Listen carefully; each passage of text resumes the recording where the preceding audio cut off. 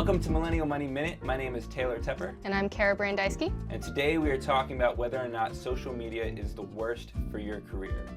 I think it's pretty terrible. I mean, basically I have to use Twitter and Facebook a lot because I'm a journalist and I need to build up sources and I need to build up my brand, and it's sort of what's expected now of converged journalist.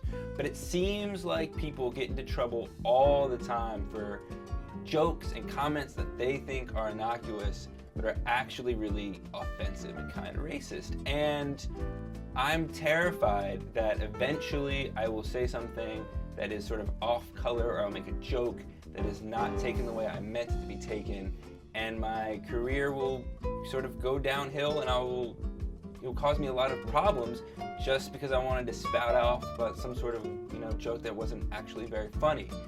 Why am I wrong? Why am I crazy to have this sort of fear?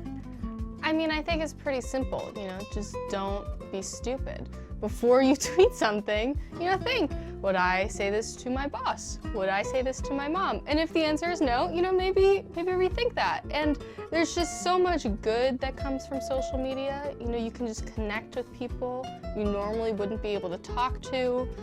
You can follow interesting people who have an interesting perspective on things. You can sort of join the conversation in your field. And that's all very positive, but you just have to remember, there's a reason why journalists have editors, and when you're self-publishing, you also have to be your own editor.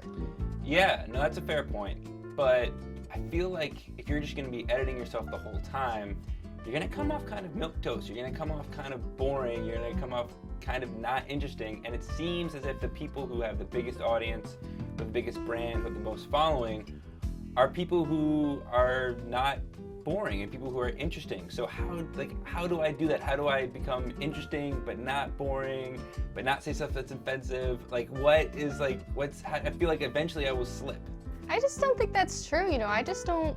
I don't think that being offensive is the best way to gain followers. I don't think being offensive is interesting. I don't like following people who are just kind of obnoxious and provoking other people all the time. I want to follow people who are experts. I want to follow people who have an interesting take on the news of the day, people who break news. And I think you just want to be one of those kinds of people, and that's not boring at all. No, I agree, and I don't want to be offensive the whole time either.